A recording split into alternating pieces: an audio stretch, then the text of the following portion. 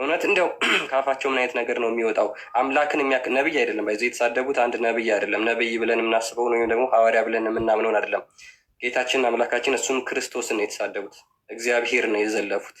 ስለዚህ ለዚህ ቃላቸው ወይም ደግሞ በአፋቸው ለሚጸዳዱት ይህንን ይቅርታ በሉ፣ ህዝበ ክርስቲያኑን አስቆጥታችኋል፣ ስለዚህ ይቅርታ ጠይቁ ተብለው መግለጫ ሊወጣባቸው ይገባል።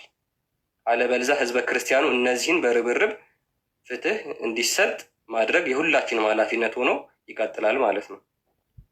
ክርስቲያኖች የይቅርታ ልብ ስላለን ነው። ይቅርታ የምንጠይቀው ስለተሳሳትን ሳይሆን የሰዎች ልብ ስለተነካ ነው። ልባችን ተነክቷል ስላሉ እንጂ ስለተሳሳትን አይደለም።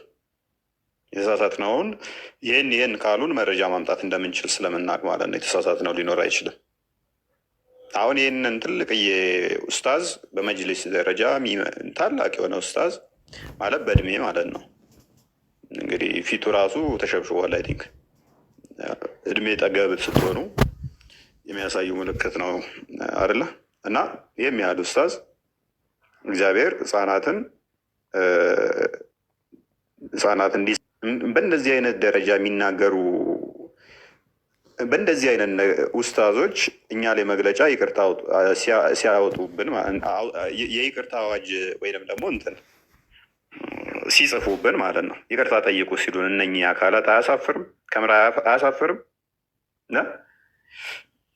አራት ጣት የሌለው ሰውዬ በአንድ ጣቱ እየጠቆመ አንተ እኮ አንድ ጣት የለህም እያለ ሲስቅብህ ማለት ነው።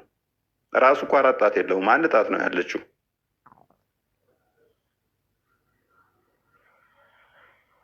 ይህንን እንዴት ያዩትበል? ይህን እንዴት ያዩትበል? ኡስታዞቻችሁ የተወሰኑትን አሳየን። ኡስታዞቻችሁ በእንደዚህ አይነት ደረጃ የሚሳደቡ ከሆነ እንዴት ታዩታላችሁ? ክርስቲያን ኔክስት የተወሰኑ አሳየን። እሺ ቀጥላ ቂም የያዘብኝ ኡስታዝ ይሄ ነው። አንደኛው እኔ ላይ ዘመቻ ካዘመተ ኡስታዝ አንዱ ይሄ ነው።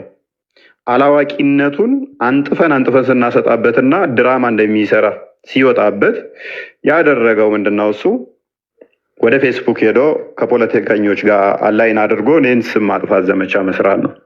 ለነገሩ ከድንች የተሻለ ጭንቅላት የሌለው ሰው ስለ ድንች ነው ሁሉ የሚያስበው።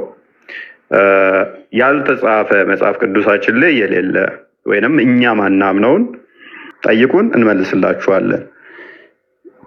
አይ እንደዚህ ያለው ለውጥ አያመጣም። እነሱ በእውቀትም በእድሜም ከኔ በሰል ያሉ ስለሆኑ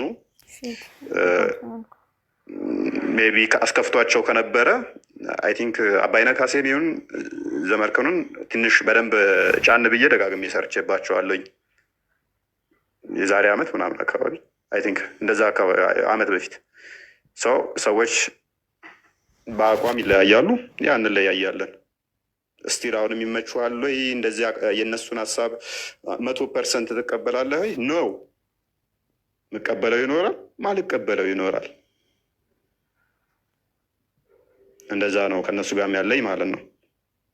ሌላ ምንም ሌላ በእኔ ላይ አሁን ላይ የተነሳ ያለ ምንም አይመስለኝም። በተረፈ ነገሮች እንደዚህ ናቸው። ይህን ይመስላሉ። የምታስታውሱኛሉ የረሳኋቸው?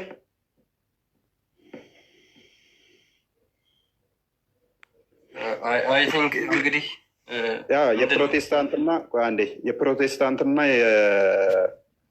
የፕሮቴስታንትና የብልጽግና ተላላኪ ነው የሚል አለ። እኔ የማንኛውም ሰው ተላላኪ አይደለሁም። ተላላኪ ኢንሴንስ የሆነ ለጥቅም ብሎ የሆነ ነገር እንደዛ ነገር የሚተረጎም ከሆነ ለማንኛውም ሰው አይደለሁም፣ ለማንኛውም አካልም አልሆንም። ለእውነት ከሆነ ግን ለማንኛውም አካል ልላላክ እችላለሁ። መላክ መልካም ስለሆነ ለማንኛውም አካል ለእውነት ከሆነ ልላክ እችላለሁ።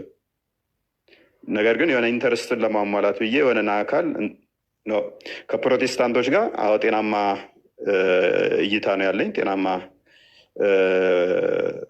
እንትን ነው ያለኝ። ምክንያቱም እንደ አንድ መጽሐፍ እስከያዝን ድረስ አንድ መጽሐፍ ቅዱስ አንድ ጌታ እናምናለን ብዬ ነው ማምነው። ከዛ በኋላ የምንለያይባቸው አስተምህሮቶች አሉ፣ ጥቂት አይደለም ብዙ መሰረታዊ የምንለያይባቸው ነገሮች እንዳሉ በአምንም አይ ቲንክ እስካሁን ድረስ እኔ የትኛውን ፕሮቴስታንት ሲቃወመኝ አይቼ አላውቅም። በጣም እንደሚወዱኝ አውቃለሁ። ደጋግሜ እኔም ደግሞ አመስግኛቸዋለሁኝ ደጋግሜ አመስግኛቸዋለሁኝ ማለት ነው። ምክንያቱም ልዩነቶች አሉ። ልዩነቶቻችንም በንግግር በጠረጴዛ ዙሪያ መነጋገርና መፍታት እንዳለብን ስለማምን ማለት ነው። እነሱም ያንን ስለሚያምኑ ጤናማ የሆነ ግንኙነት ነው ያለን። እናወራለን፣ እንደዋወላለን። እዚህ ንጽጽር ላይ እናንተ ከምትቀጣቀጡት ፕሮቴስታንት አቃቢ እምነት የሚሰሩ ላይ እጅግ ጤናማ የሆነ ጥሩ ቀረቤታ፣ ጥሩ ግንኙነት አለን። ምንም እንትን የለንም። አይደለም ለእነሱ እኔ ከእስልምና ጋር ምንም ጥላቻ የለኝም። ከሙስሊሞች ጋር ምንም ካስታወሳችሁ፣ ሌላኛው የተነሳ ምንድን ነው ጥቅም እንትን አቴንሽን ሲከር እንደዛ ለማስመሰል ደግሞ አይ ቲንክ የዛሬ 2 ዓመት እንደዛ ሳይጠጋ አይቀርም አዲስ አበባ ላይ የቁርአን ውድድር ነበረ። በዛን ሰዓት ላይ ኢትዮጵያዊ ካሸነፈ የሚያሸንፍ ከሆነ እሸልማለሁ ብዬ የተናገርኩበት ነበረ። የቁርአን ውድድሩን ኢትዮጵያዊ ካሸነፈ እሸልማለሁ ብዬ ተናግሬያለሁ። ፕላስ ደግሞ ቱሪስቶች ሲገቡ ምን ሲሉ ለሀገራችንም ጥሩ ሀሴት ያመጣል ብዬ ተናግሬያለሁ። ያንን እዛውም እንደዚህም ብሎ ነበረ እኔ ቀጣፊ ምናምን ብለውም እንትን ለማሸማቀቅ የሞከሩት አሉ። በጊዜው ብያለሁ።